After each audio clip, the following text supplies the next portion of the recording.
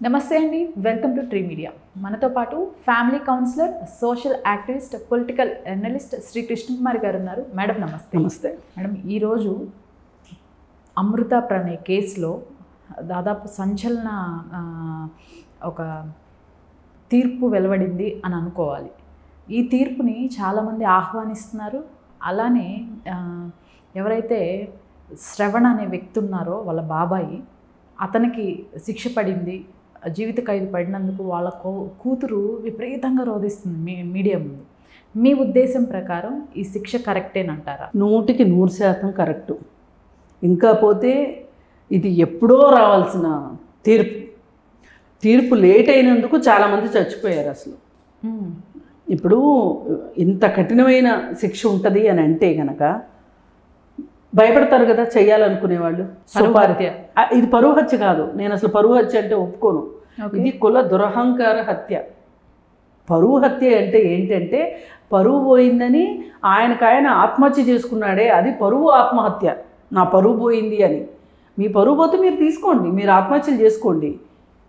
అంతేగాని వేరే వాళ్ళ బిడ్డలు చంపే హక్కు మీకు లేదు కదా. అందుకే ఇది నాట్ ఎట్ ఆల్ పరువు హత్య. ఆనర్ కిల్లింగ్ అని పోలీసులతో సహా అదే మాట్లాడుతున్నారు. మేమైతే ఒప్పుకోం దానికి. కుల నిర్మూలన సంఘం తరఫు నుంచి కావచ్చు, మహిళా జేఏసీ తరఫు నుంచి కావచ్చు, ఏ వైపు నుంచి మాట్లాడినా కానీ ఒకటే మా నినాదం ఏంటి అంటే ఇది కుల దురహంకార హత్య. అగ్రకులము అనే ఒక పొగరుతోటి మాకు డబ్బు ఉంది, మాకు రాజకీయ నాయకుల అండుంది, మాకు సొసైటీలో స్టేటస్ ఉంది, సో కాల్డ్ స్టేటస్ ఉంది అని చేసిన పొగరబోతు హత్యగా చూస్తాను నేను దీన్ని. అయితే వీటిని తమాయించుకోలేక నేను చేసింది తప్పు, నేనేం సాధించాను, ఇప్పుడు నా కూతురు ఏమన్నా నా దగ్గరికి వెనక్కి వచ్చిందా, రాలేదు కదా, నేను చేసిందంతా నిష్ఫలం అయిపోయింది అని మారుతిరావు ఆత్మహత్య చేసుకున్నాడు. చంపేంత ప్రేమ, చచ్చేంత ప్రేమ ఎవరు అడిగారు అసలు మిమ్మల్ని? మనుషులుగా బతికేంత ప్రేమనిమ్మని అడుగుతున్నాం మాలాంటి వాళ్ళం. ఇప్పుడు బతికేంత ప్రేమ కనుక ఇచ్చున్నట్లయితే ఈ హత్య జరిగేది కాదు, ప్రణయ్ హత్య జరిగేది కాదు, ప్రణయ్ తల్లిదండ్రులు కడుపుకోతుండేది కాదు, నీ కూతురికి భర్త లేకుండా పోయేవాడు కాదు, అలాగే నీ భార్యకి భర్తవి నువ్వు లేకుండా పోయేవాడివి కాదు. ఏం సాధించావు నువ్వు మారుతిరావు అసలు? ఇప్పుడు వాళ్ళు పెళ్లి చేసుకున్నారు, నీకు బాధ అనిపించింది. బాధ అనిపిస్తే 4 రోజులు బాధపడు, 5వ రోజు సమాధానపడు, ప్రేమిస్తే నష్టం లేదు కదా, చంపితేనే కదా. ఇప్పుడు ఎవరినన్నా ప్రేమించామనుకోండి, కోర్టు శిక్ష వేస్తుందా? కోర్టు ఇక్కడ శిక్ష దేనికి వేసింది? వాళ్ళు పెళ్లి చేసుకున్నందుకు వాళ్ళకేం శిక్ష వేయలేదుగా. నువ్వు చంపించినందుకు శిక్ష అయింది. నువ్వు సుపారీ గ్యాంగ్ తోటి చంపించావు, నీ చేతికి మట్టి అంటకూడదు అనుకున్నావు. ఏం ఆలోచిస్తారు మీరు? ఆవేశం ఉన్న సమయంలో చట్టానికి మీకు 2 కళ్ళు ఉంటే చట్టానికి 360 డిగ్రీల్లో కళ్ళు ఉంటాయి. మంచి ఆఫీసర్ ఉంటే అది వేరే విషయం. ఆ రోజు రంగనాథ్ గారు ఉండబట్టి ఇవాళ హైడ్రా కమిషనర్గా ఉన్న ఆయన ఎవరైతే ఉన్నారో ఆయన ఆ రోజు సూర్యాపేట ఎస్పీగా ఉన్నారు కాబట్టి ఆయన ఆ కేసుని ఛార్జ్షీట్ లేట్ అవుతుంటే కూడా చాలామంది ఆయన్ని ఏంటి లేట్ అవుతుంది, ఏం చేస్తున్నాడు, డబ్బులు ఉన్న వాళ్ళతో మిలాఖత్ అయిపోయాడా, అది ఇది అని మాట్లాడారు. ఇవాళ అదే ఆయన ఆవేదన చెందుతున్నారు ఇంటర్వ్యూలో. అలా అన్నారు. కానీ మేము ఆ రోజు దాదాపు 1600 పేజీల ఛార్జ్షీట్ వేసాము. అది దానికి తయారు చేయడానికి అన్ని నెలలు పట్టింది పకడ్బందీగా. ఇప్పుడు ఈ కోర్టులోనూ మళ్ళీ పైకోర్టుకి వెళ్తే పైకోర్టు, ఆ పైకోర్టు ఎక్కడికి వెళ్ళినా వాళ్ళు ఎట్టి పరిస్థితుల్లో గెలవలేరు. మా పోలీసులు చేసిన కృషి, మేము వేసిన ఛార్జ్షీటే నెగ్గుతుంది ఎప్పటికైనా అని చెప్పి రంగనాథ్ గారు అంత ధైర్యంగా చెప్తున్నారు. వాళ్ళ డీసీపీని అయితే 10 రోజులు క్రాస్ ఎగ్జామిన్ చేశారంట. అసలు మేము ఎంత చేశామో ఆ కేసులో అని రంగనాథ్ గారు చెప్తున్నారు. నిజంగా ఆ రోజు ఆయన ఆ కేసు అలా చేయడం వల్లనే ఇవాళ ఈ తీర్పు వచ్చింది. రంగనాథ్ గారు అంత ఎఫర్ట్ పెట్టడం వల్ల. నిజానికి ఆయన నమ్మాడు, ఒక వ్యక్తిని ఇట్లా హత్య చేయడం ఎంతవరకు కరెక్టు, చట్టం ప్రకారం ఎట్లా శిక్షించవచ్చు అని చెప్పి ఆయన ట్రైల్ వేసుకొని వాళ్ళ ఆఫీస్లోనే వాళ్ళతోటి ట్రైల్ వేసుకొని వాళ్ళు ఇలా అడుగుతారు. ఆపోజిట్ వాళ్ళు ఏం తక్కువ వాళ్ళు కాదు, బాగా డబ్బులు ఉన్నవాళ్ళు, పరపతున్న వాళ్ళు. వాళ్ళ లాయర్ కూడా గట్టి లాయర్ ఉంటాడు, ఆ లాయర్ ఈ క్వశ్చన్ వేస్తాడు, మనం ఈ ఆన్సర్ చెప్తే ఆయన ఇంకో క్వశ్చన్ వేస్తాడు. ఇలా చేశాం మేము అని చెప్తున్నారు. నిజంగా ఆయనకి ఒక రకంగా రంగనాథ్ గారికి జేజేలు చెప్పాలి ఈరోజు, అట్లాగే జడ్జికి కూడా జేజేలు చెప్పాలి. పైగా ఇంకొకటి ఏంటి అంటే ప్రణయ్ తల్లిదండ్రులు ఆఖరికి అమృత వీళ్ళంతా ఈ క్షణం కోసం ఎదురు చూశారు. ఈ క్షణం వచ్చింది ఈరోజు. వాళ్ళకి మనిషి తిరిగి రాకపోవచ్చు, కనీసం వాళ్ళకి జరిగిన అన్యాయానికి మాకు ఎంతో కొంత న్యాయం జరిగింది అనే ఒక తృప్తి అయినా వాళ్ళకి మిగిలిపోతుంది. అదే జరిగింది ఈరోజు. అయితే అసలు నేను లేట్ అయ్యింది, కొంతమంది చనిపోయారని ఎందుకన్నాను అంటే ఇక్కడ ఒకరికి ఉరిశిక్ష, మిగతా వాళ్ళకి జీవిత ఖైదు. అవునండి, అసలు ఎవరైతే కత్తి పెట్టి పొడిచాడో అతను డైరెక్ట్గా ఉన్నాడు. దీనికోసం సహాయ సహకారాలు అందించిన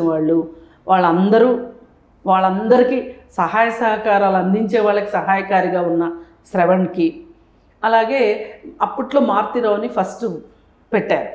ఆయన ఎలాగో చనిపోయాడు కాబట్టి A2 నుంచి స్టార్ట్ అయింది, అక్యూజ్డ్ 2 నుంచి స్టార్ట్ అయింది.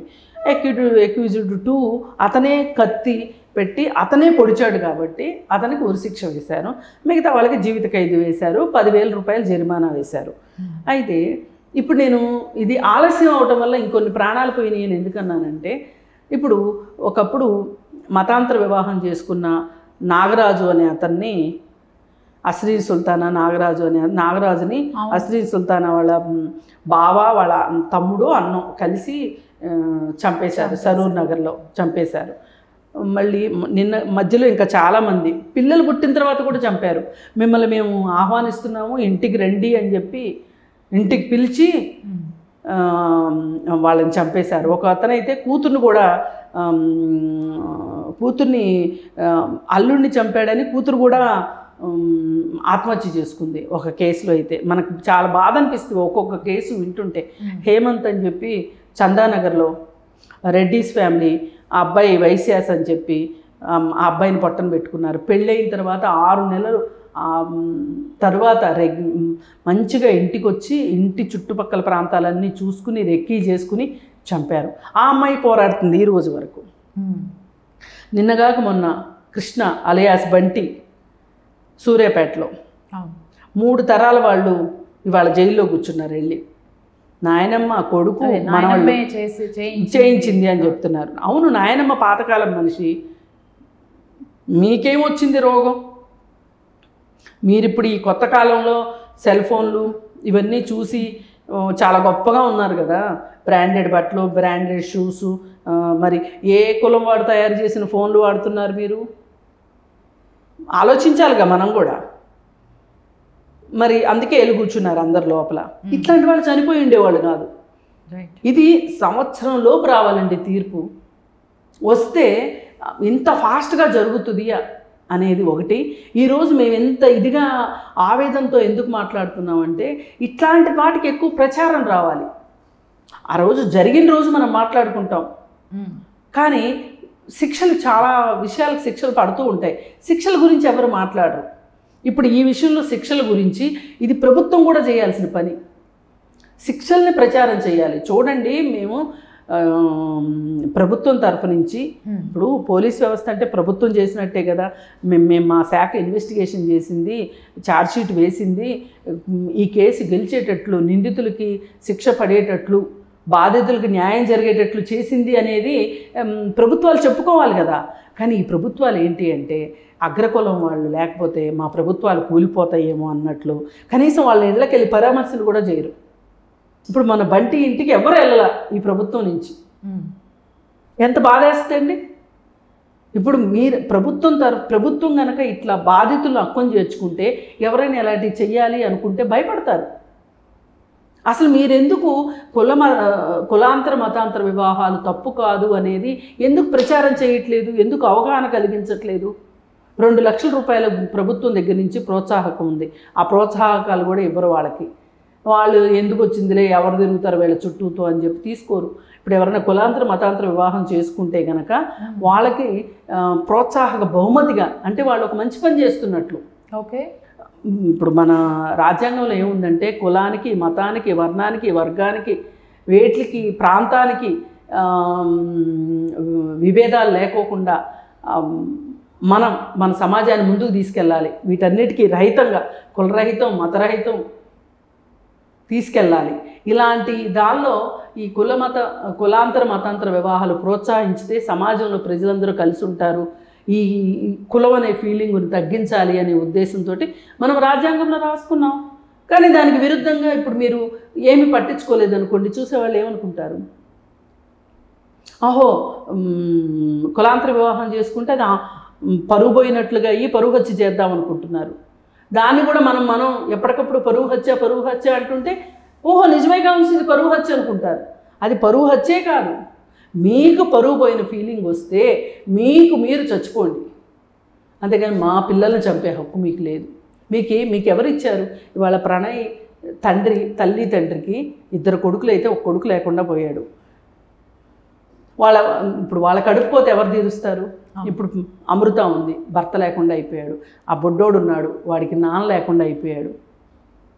ఇప్పుడు కూతురు గర్భిణీతో ఉంది అన్నప్పుడు బాబో పాపో పుట్టబోతారు, వాళ్ళకి తండ్రిని లేకుండా చేయటం ఎట్లా?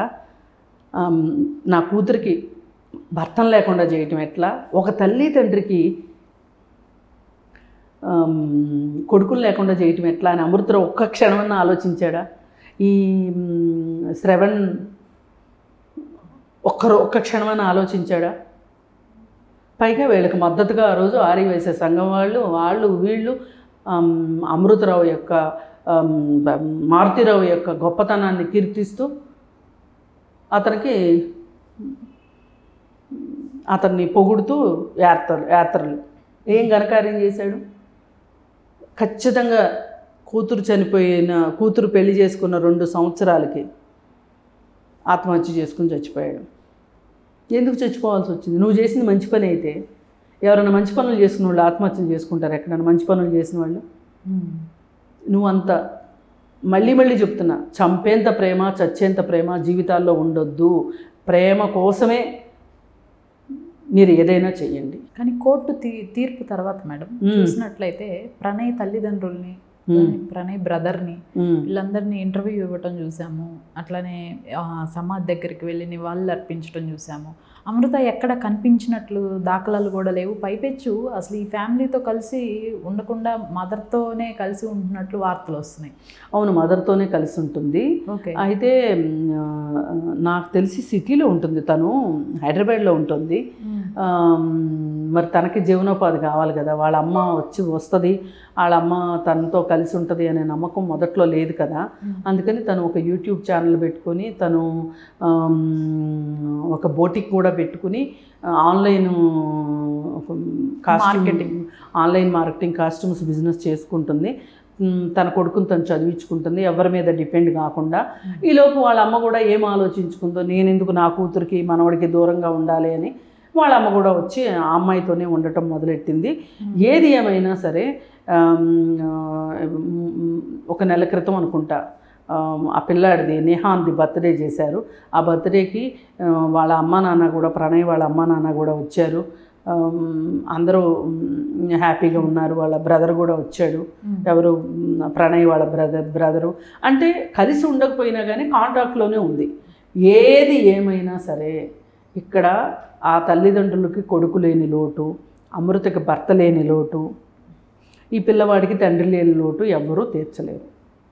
ఇదైతే వాస్తవం. డబ్బులు ఎన్నైనా ఉండొచ్చు. మరి ఇకపోతే మీరు శ్రవణ్ కూతురు గురించి మాట్లాడారు. మరి అమృత ఒక బాయ్ ఫ్రెండ్తో తిరుగుతుంది అని చెప్పి శ్రవణ్ అమృతను కొట్టాడు. అమృతే చెప్పింది ఆ సంగతి. మరి అప్పుడు చెప్పకపోయారా మీరు? నువ్వు కూడా పెద్ద అమ్మాయివిగా. అమృత కంటే పెద్ద అమ్మాయిలానే కనిపిస్తుంది ఆ అమ్మాయి, శ్రవణ్ కూతురు.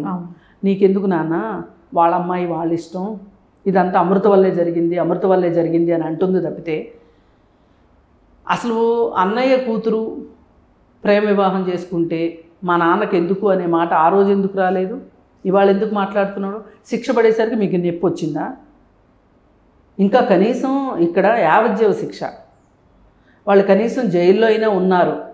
మీరు అప్పుడప్పుడు వెళ్ళి ములాఖత్కి వెళ్ళి మీ నాన్నను మీరు చూసుకోవచ్చు. మరి ఆ చిన్న బాబుకి తండ్రిని లేకుండా చేశారుగా.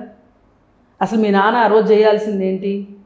వాళ్ళ నాన్న ఏదన్నా అమృత వాళ్ళ నాన్న మారుతిరావు ఆవేశపడుతుంటే పక్కనున్న నువ్వు సర్ది చెప్పాల్సింది పోయి, ఈ కుట్రలో భాగస్వామ్యం, నీకు ఇష్టం ఉన్నా నీకు ఇష్టం లేకపోయినా, నువ్వు ఒప్పుకున్నా ఒప్పుకోకపోయినా ఈ కుట్రలో భాగస్వామ్యం ఉంది కాబట్టే పోలీసులు ఎస్టాబ్లిష్ చేయగలిగారు. లేని సాక్ష్యాలు ఎట్లా పుట్టిస్తారు పోలీసులు? అందుకని చెప్పి ఉన్నదే ఇది, మీ నాన్న చేసిందే ఇది. ఆ రోజు మీ నాన్నకు ఉండాలి బుద్ధి. వెళ్ళండి, అప్పుడప్పుడు 15 రోజులకోసారో నెల రోజులకోసారో లోకత్తు ఉంటుంది, వెళ్ళి మీ నాన్న చూసుకోండి జైల్లో, ఎవరు వద్దంటారు? మరి ఆ బుడ్డోడికైతే ములాఖత్ అయినా లేదుగా వాళ్ళ నాన్నతోటి. వాళ్ళ నాన్న అసలు వాడు పుట్టక ముందే చచ్చిపోయాడు కదా వాళ్ళ నాన్న. ఇప్పుడు అమృతకైనా అంతే కదా, భర్త ఎక్కడి నుంచి వస్తాడు? మరి ప్రణయ్ తల్లిదండ్రులకి ఏ ములాఖత్ ఉంది వాళ్ళ అబ్బాయితో?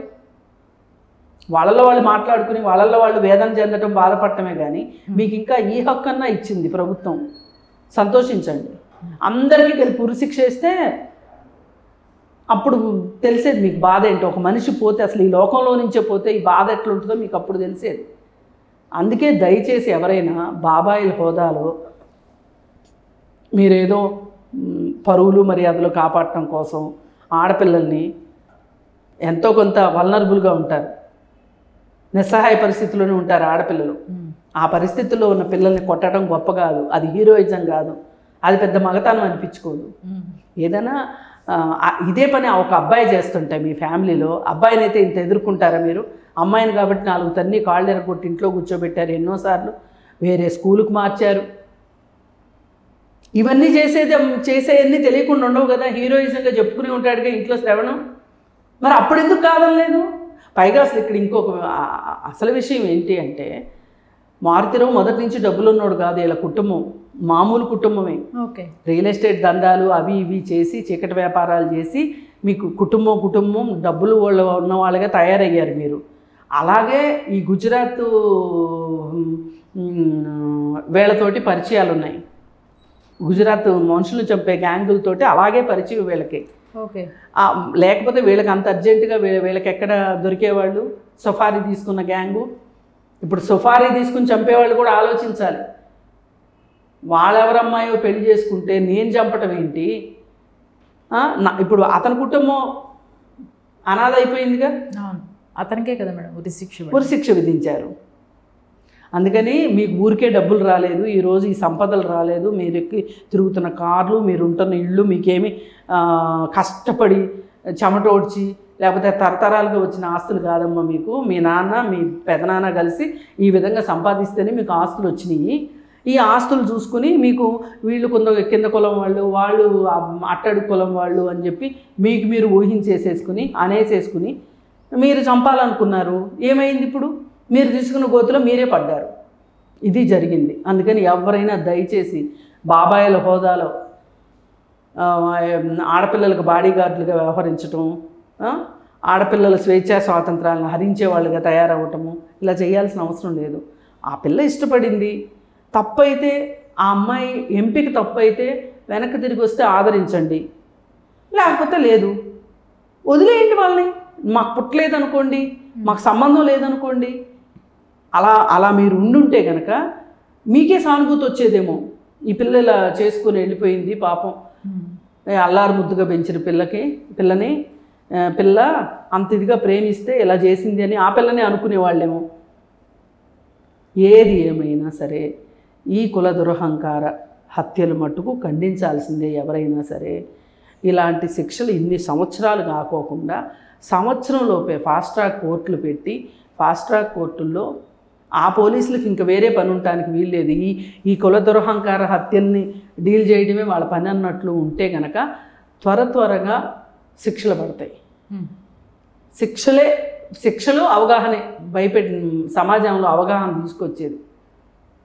అందుకని దయచేసి ఇంకా కొంతమంది ఇప్పుడు ఇప్పటికీ ఈరోజు తీర్పు వచ్చిన రోజు కూడా అమృతని ఇష్టం వచ్చినట్టు తిట్టేవాళ్ళు తిడుతున్నారు. ఈ మధ్యకాలంలో కూడా ఎంతో ట్రోలింగ్కి గురైంది అమృత. ఒక రకంగా తన జీవితంలో నష్టపోయి కూడా తను తండ్రిని మింగింది. నా తండ్రికి ఉరిశిక్ష వెయ్యాలి అని చెప్పి ఆ రోజు మాట్లాడిన దానికి, నిన్ను కన్న తండ్రినేనా నువ్వు ఇలా చేసేది, నువ్వు ఇలా మాట్లాడేది, నీ తండ్రి నిన్ను ఎంత ముద్దుగా పెంచాడు, అది ఇదని మాట్లాడితే ఆ అమ్మాయి ఏదో అందని చెప్పి తెలిసి తెలియక మాట్లాడిన మాటల్ని ట్రోల్ చేసి అమృత లాంటి కూతురు ఉంటే కూతురుని చంపేయాల్సిందే అని మాట్లాడిన పెద్ద మనుషులు చాలామంది ఉన్నారు. ఏది ఏమైనప్పటికీ కూడా అమృతకి ఈరోజు అలాగే ప్రణయ్ తల్లిదండ్రులకి న్యాయం జరిగింది అని అనుకుంటున్నాము. అలాగే ఈ కుల దురహంకార హత్యలు చేయాలనుకునే వాళ్ళకి మట్టుకు కొంచెం వెన్నులో చలిబుట్టేలాగా ఈ తీర్పు ఉంది అని అనుకుంటున్నాము.